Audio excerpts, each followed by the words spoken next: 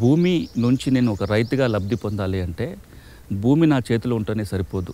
నేను వెళ్ళి బ్యాంకులో వెళ్ళి రుణం తెచ్చుకోవాలనుకున్నా, క్రాప్ ఇన్సూరెన్స్ చేయించుకోవాలనుకున్నా, పంట నష్టం జరిగినప్పుడు పంట నష్టాలు పొందాలంటే భూమికి నుంచి నేను ఎలాంటి లబ్ధి పొందాలన్నా సరే భూమి నా చేతిలో ఉంటే సరిపోదు. ఇంకొక 2 ఇంపార్టెంట్ రిక్వైర్మెంట్స్ ఉంటాయి, తప్పకుండా ఉండాలి ప్రతి రైతు దగ్గర. ఒకటి, ఆ భూమి నాది అని చెప్పే కాగితాలు, అంటే ప్రభుత్వం వారు వివిధ శాఖలు, వ్యవసాయ భూమి అయితే పట్టదారు పాస్ పుస్తకం, టైటిల్ డీడు, ఇంటి స్థలం అయితే పంచాయతీ వాళ్ళు ఇచ్చే కాగితం, నేను కొనుగోలు చేస్తే కనుక రిజిస్ట్రేషన్ కాగితం, లేదా తెల్ల కాగితం మీద ఉన్నాయి దానికి రెగ్యులేట్ చేసే 13B సర్టిఫికేట్. అంటే ఆ భూమి నాది అని చెప్పడానికి ప్రభుత్వం నిర్వహించే వివిధ శాఖలు ఇచ్చే కాగితాలు నా దగ్గర ఉండాలి. ఇది ఒక రిక్వైర్మెంట్.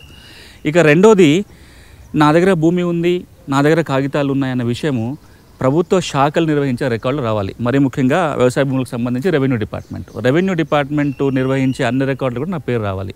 ఈ 3 ఉంటేనే నాకు రైతుగా లబ్ధి దొరుకుతుంది. కానీ మీరు తెలంగాణ నేపథ్యంలో చూసినట్లయితే భూమి ఉండి ఈ రెండిట్లో ఏదో ఒకటి లేదా 2 లేని వాళ్ళే అతి ఎక్కువ శాతం మంది ఉంటారు.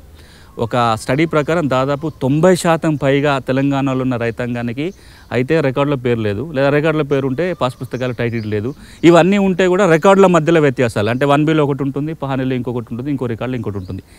ఇట్లా ఉండటం వల్ల జరిగే నష్టం, రైతుగా ప్రతి సంవత్సరం నేను 50,000 నుంచి ₹1,00,000 లబ్ధి పొందొచ్చు ఆ కాగితాలు ఉంటే, పంట రుణాల రూపకంగా కానీ సబ్సిడీల రూపకంగా కానీ. ఇవన్నీ ఏవి రైతుకు రావట్లేదు.